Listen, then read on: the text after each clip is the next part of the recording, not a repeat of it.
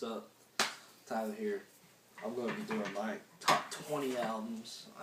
Keith, Sam did their top 10. Nothing wrong with that. I just listened to a little more than them. So here we go. Number 20, motherfucking Suffocation with Pinnacles of Bedlam. Wow. I mean, this album came out February, I think. It's still one of the top albums of the year. I went back and listened to it a couple weeks ago. It was just the amount of brutals, so many brutals going on with this. It's really incredible. Frank Mullen is a beast, and it's just an all-around solid album. I think it's a big step up from Blood Oath. So, yeah, Suffocation. Pinnacles of Bedlam, number 20. Number 19, another death metal album, Rivers of Nile, The Conscious Seed of Light, Rainmaker, Mechanical Trees. So many good songs on here. I'm blanking on a couple of them, but the intro is amazing to this album. It just captures you like crazy. The way the drums kick in, I love this album as a whole. I'm glad. I mean, they're from Reading, which is about an hour away from me. I'm glad Metal Blade picked them up, and this band has a really bright future, and this is a great start. Rivers of Nile, Conscious Seed of Light. Number 18, Alter Bridge with Fortress. This is a really, really good album, and I've been listening to this a lot more recently than I did when it came out. When it came out, it honestly took me a couple of listens to get into it, but the more I listen to it, the more I'm just like, motherfucker, this thing is good from start to finish. It really is, because at first, the first few tracks, I was kind of like, whatever, but now I'm starting to enjoy them more, and it's just like, holy shit, I mean, this is a seriously good album.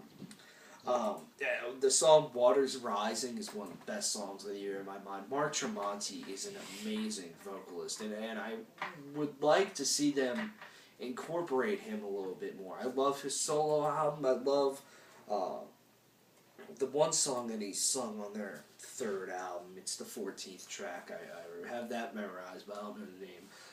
He's an amazing vocalist. He writes so many good riffs, so many good solos on here. Miles Kennedy sounds fantastic.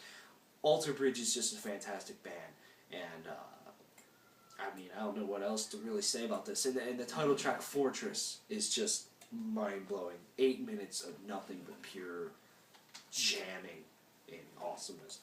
Yeah. Number 17, Immolation with Kingdom of Conspiracy. Motherfucks. This album is just it's a literal beast. I feel like every time I listen to this, I'm just being pummeled to death. It is amazing. I kind of bought this album on a whim when it came out, and I popped it in my CD player, turned it up a little bit, and that first blast beat just kicks in, and it's just like, you feel like you just got hit by a tsunami. It's so heavy, and then later, in the middle of the song, this like slam type thing comes in. It's so good. There's so many good songs on here from start to finish. This is one of the most solid, heaviest death metal albums I've heard all year. The Great Sleep, I believe, is one that really sticks out. A lot of extremely good stuff on here. Definitely check this out. This is such a step up from Majesty and Decay in my mind. I still can't fully get into that album. But yeah. Number 16, Vengeance Falls by Trivium. I like everything that Trivium does, and at first I almost didn't know how to feel about this. I still have some issues with it, such as the David Draymond influence, but I can kind of get past it. And sometimes the songwriting is a little bit, stale. But overall, it is a really solid album. It really is. I mean, most of the songs are really strong. Vengeance Falls, the title track. Strife, I do enjoy, even though it's very radio friendly. Matt Heafy, like I said in my review, I'm torn because yes, he sounds a lot like David Draymond, but it's also the best vocal performance I feel that he's ever done. It is really, really good. And I mean, some of the riffage on here is great, and it's just an overall solid album. I'm not saying it's Trivium's best. I'm not sure whether to say it's better than In Waves or not, but it is a good album, one that I thoroughly enjoy, and that's why it's number 16 on my list. Moving on to number 15, probably one of the best death metal albums of the year, definitely for sure, Pyrexia with Beast of Iniquity. Shout out to them for sharing my review. I mean, that's awesome. So I really thank them for that. This seriously might be the heaviest album I've heard in 2013. Panzer Tank Lobotomy, The Pendulum, Thy Minion. Holy shit. I mean, Death Wish. I could go on and on. I expected nothing from this album. I just put it on, I was like, and this is probably going to be your standard death metal album. I'm not going to be that impressed by it. It's just going to be alright. But I was blown away. I mean, if you like Suffocation, that I had number 20, you will dig the shit out of this. The grooves in here, the just very violent like vocals, sometimes they're brutal, sometimes just sound like they are in pain. The drumming, just the grooves, the heaviness, the slams, everything is so good about this album. This is a great death metal album, and it's one that everyone definitely needs to check out if you're a fan of death metal. Next, another one, Gorguts with Colored Sands. This is arguably the most twisted album I've heard all year. This is a mighty return for this band, who have been legends in death metal, and man, fuck. I mean, sometimes when I first listened to this, some of the moments on here are so disgusting and so heavy. It's just so weird and twisted. It's just, you've never heard anything like this. It almost reminds me of, Spawn of Possession. Like, everything that Spawn of Possession writes, you're just like, this is really fucked up. It just feels backwards. It doesn't feel right, but it works, and I love it so much. And that's how I feel about Gorguts with Colored Sands. They just have a very interesting and unique style to them that really separates them from every death metal band out there. This album is just magic. It really is. And I can't get enough of it. I've listened to it a lot this year. And it's definitely one of the highlights. I'm stoked as shit to see them with Carcass and Black Dahlia Murder. One of the best tours of 2014, I know, for sure. Oh! Number 13, I have Protest the Hero with, hope I say this right, Voltician. I feel like I always fuck that up.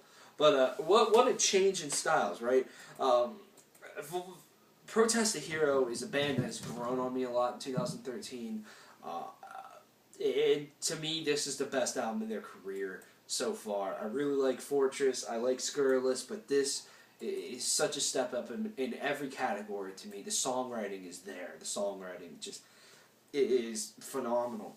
And I think it's the song Clarity. The first track is such a highlight of the year in my mind. It's just so good. I love the vocals, these just soaring vocals. You feel like you're just flying along with the vocalist when he sings. It's seriously incredible. The range, the talent in this band is just, it's mind-boggling. This is a seriously good album, and it's definitely a highlight of the year. Otherwise, it wouldn't be on my list, right? No. And the guitar work is it's something that Protest the Hero has always been really known for. It's just these very nice progressive guitars with, I love the guitar tone that's going on here. It's so clean, it's so masterful. It's just very great riffing, very weird riffing at time, but it's good. Number 12, I had Circle by Amorphous. I believe every album on this list I have reviewed, except for this one. I don't know why. I just did not feel like doing it at the time it came out, but I was so impressed by it. have grown. If I had to just make a list of bands that I got into in 2013, this would probably end up being in the top 3. I don't know how many times I listened to this album. I've kind of lost track. The song Shades of Grey, I think it's the first song on there. That chorus is so big. It's so powerful. It's just so catchy and wonderful. I mean, you feel happy when you listen to this. This isn't the most brutal thing or the fastest thing out there. This is something that's just beautiful. It really, really is. There's a lot of great melody on here. Amorphous, with their newer stuff, you know, The Beginning of Time, Circle, Sky Fortress, Silent Waters, whatever. I mean, yeah, they have that crunchiness. They have, you know, a heavier side to them. But they almost just feel like a very melodic rock band with great songwriting. And I say what you will about that, but that's how I feel about this. This is a great fucking album, and I highly recommend that everyone checks out Amorphous with Circle. What am I on? Number 11, Revocation with Revocation. This might be their best album. I'll say this. I like some of the songs off of Chaos of Forms and Existence is Futile a little bit better than some on here, but I feel as a whole this is their most solid album. Songs like Invidious, Fract, The Hive, the one instrumental on here, I forget what it is, but it is great. The Gift You Gave. So many great songs, and as a whole, this is just something that's just at a constant breakneck speed, something that just is entirely unique, and something that's just fresh. To me, this band just takes so many different influences and so many different styles of metal.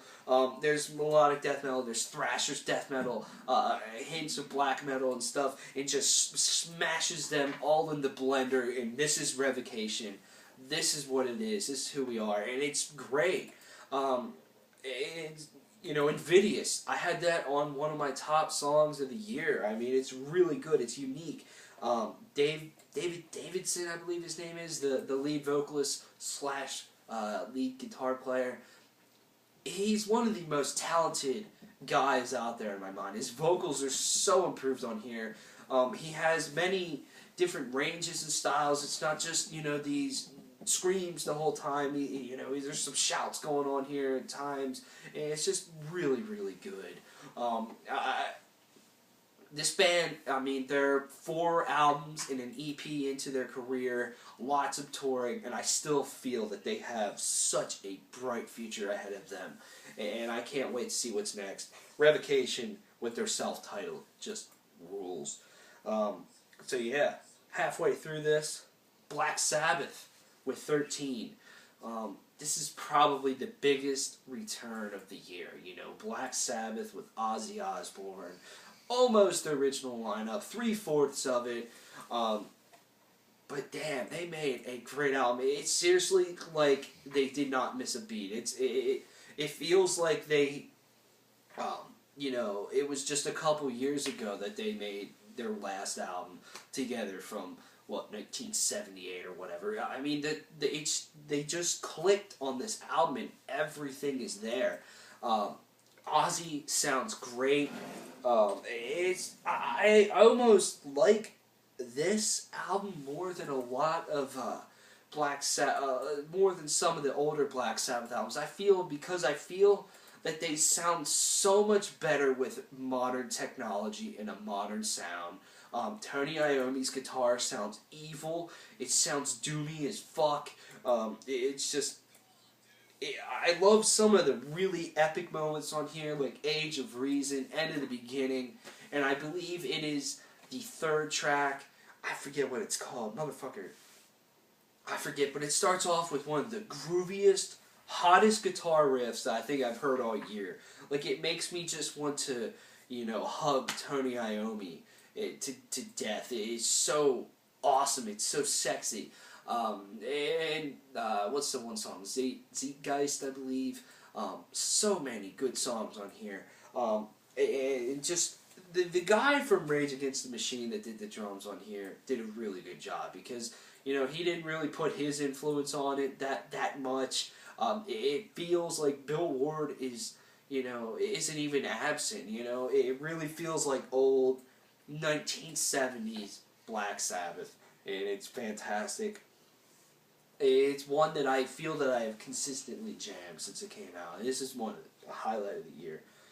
Number 9, Ride the Void by Holy Grail. Holy Grail makes me go, holy shit, because this band's almost not fair in ways. I mean, they're so talented and so young, and like a lot of the bands I have on here, I feel like they have a very bright future ahead of them. And this is only their second album, and I feel I just have jammed this album so much this year. You know, I ended up seeing them twice live, and they're just as good live as the studio. The riffing on here is just amazing. Take Dark Passenger, Ride the Void, Crosswinds, what's the one song? Too Late to Decay. Too Decayed to Wait, that's what it is. It just, really the whole album, and the first song is just good as well. One thing about this band is that their vocals are amazing. They really, really are. They're nothing short of amazing. That's the only word I can really use to describe it. The range this guy has, the kind of soft, almost soft like touch, but then he has enough ass in his voice. He has enough, you know, the gruff to put in there to make it, you know, more metal. These guys are metal. They're thrashy. They're power metal. Like, they're huge. I love them. This album's great. Number 8, Omnium Gatherum with Beyond. This is by far the best album that these guys have made. I mean, New World Shadows and The Red Shift are fantastic, but damn, this album is mind-blowing. It's one of the first albums that I listened to this year that I was like, this is going to be pretty high up on my 2013 end of the year list. And I mean, it is. It's number 8. The song New Dynamic. The intro to this is so gorgeous. I mean, the whole album is gorgeous. If you look at the album art is gorgeous. And the album art almost sums up how this album is. I mean, when I first heard Omnium Gatherum, I was kind of like, I'm not really digging these vocals. They sound, it's going to be sounding weird, but they sound a little bit too brutal for what's being played. There's this beautiful melodic guitars and harmonies going on, and these pretty guttural vocals, but after a while, it really works, and it really gives them a unique sound and a unique vibe. And yeah, like I said, the song New Dynamic. I think another highlight on this is the last track. I believe it's around 10 minutes long. White Palace, so good. I love just how everything really flows on this album. It is just from one song to the next, everything clicks. Everything is right. It's just a seriously solid album. Another seriously solid album. We've entered seriously solid album territory right here. We were at solid album territory. Now we're at seriously solid album territory. Now we're going to get to, I don't know what's next. Bitchin' album. Serious territory solid. I don't know. Motherfucker. Soilwork with the Living Infinite. This is a double album.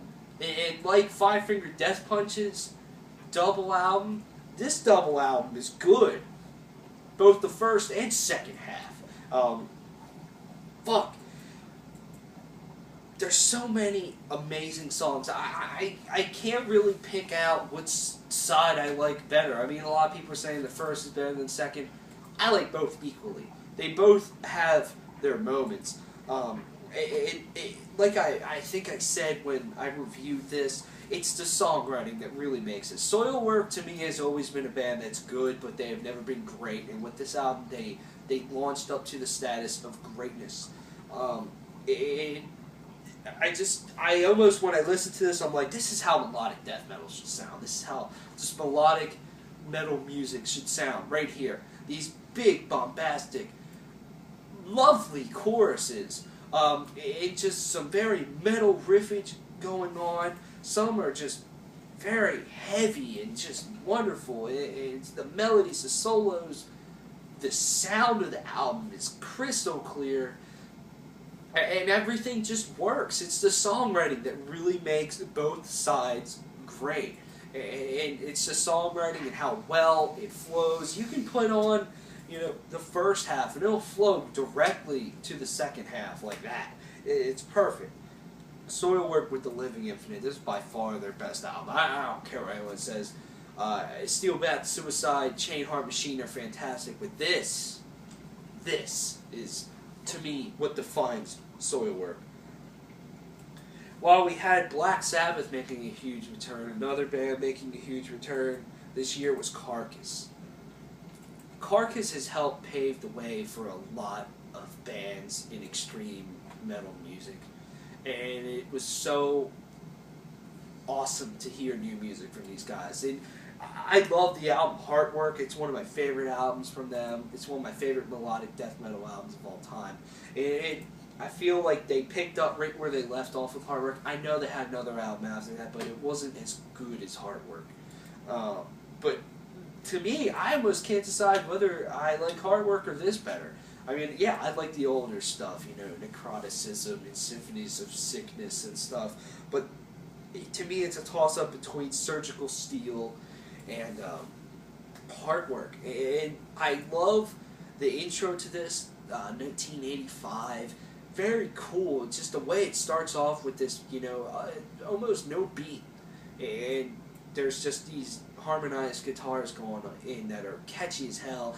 Songs like Captive Bolt Pistol, Unfit for Human Consumption, the one that has Surgical Steel in the title. I forget all the other stuff, all these, gauges of metal over here. And so many other great tracks from start to finish. This is an album that just grabs your face and rips it off. You are left faceless. Ha ha ha. That wasn't funny. Shut up.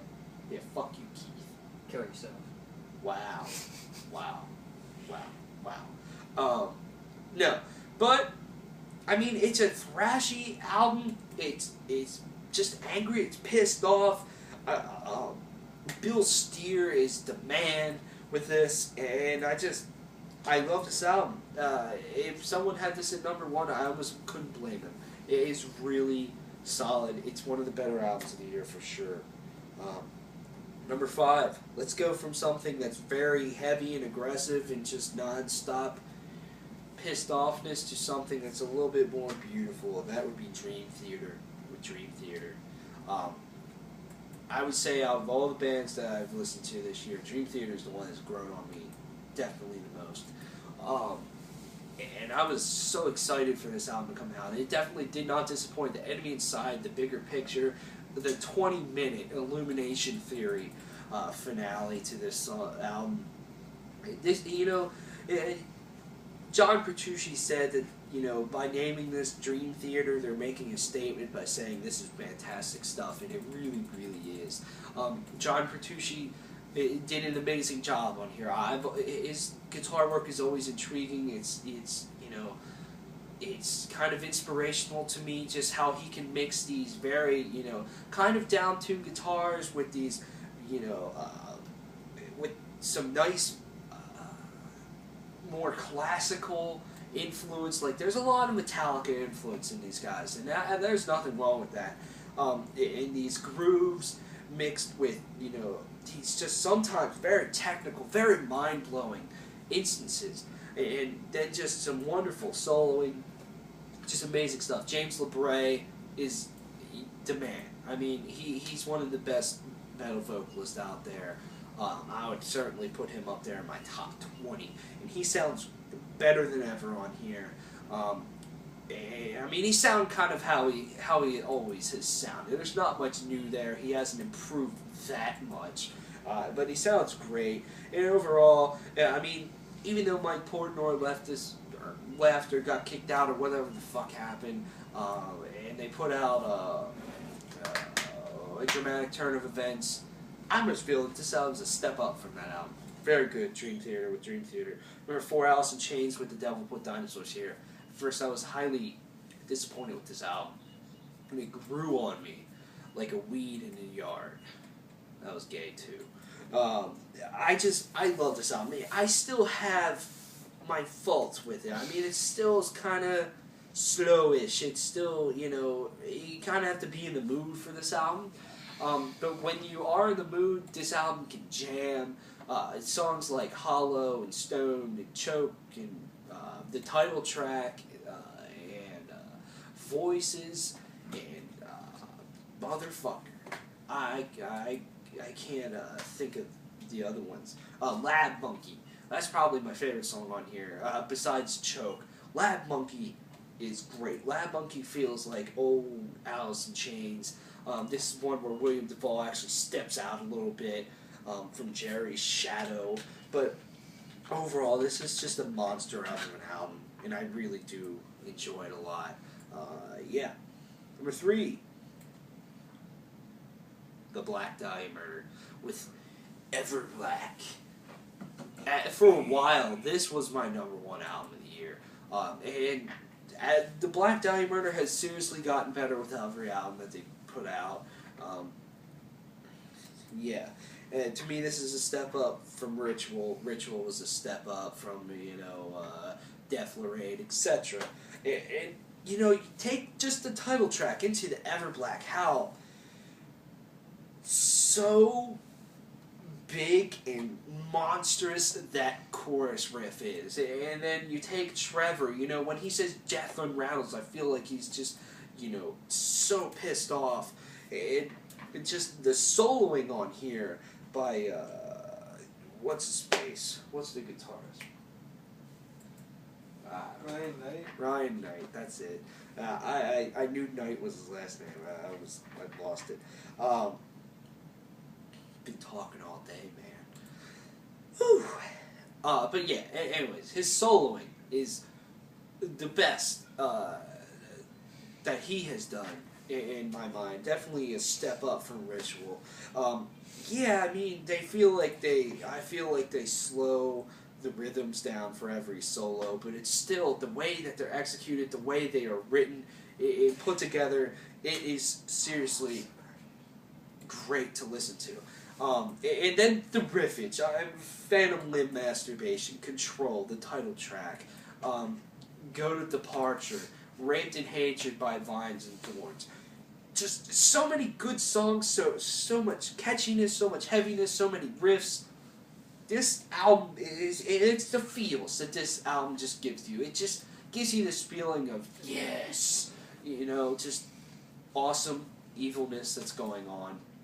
Black Dahlia Murder with Everblack seriously have put out a behemoth of an album here. Number 2, Killswitch Engage with Disarm the Descent. Man, out of a lot of the bigger, bands to really kind of put new albums out and make a little bit of a return this year, like Black Sabbath and Carcass, Killswitch Engage is by far my favorite. They got Jesse Leach back, as everyone knows, and I was kind of sad. I was kind of like weary of what it's going to sound like. But now, I almost can't. I haven't really listened to their older albums with Howard Jones, and even Alive or Just Breathing. I haven't. This album is just so good.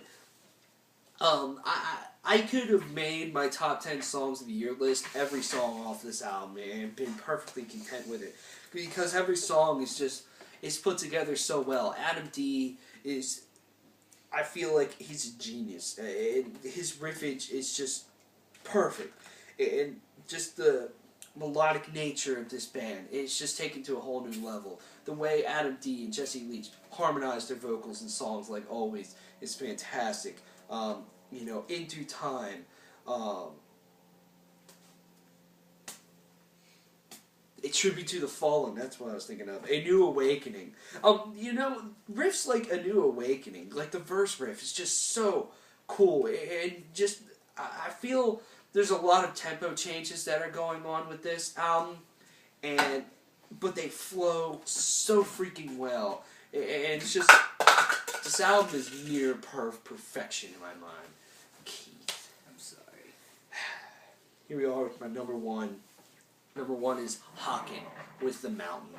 This is a progressive juggernaut of a release in my mind. The song Cockroach King just is so weird. It's like a cappella things, and then it comes in and you just kind of bob your head like this, and you have this smile on your face, and then, you know, the chorus comes in and you're just like, yes. You get the Alex Bond face going on, even though it's not really brutal, but you're just like, yes.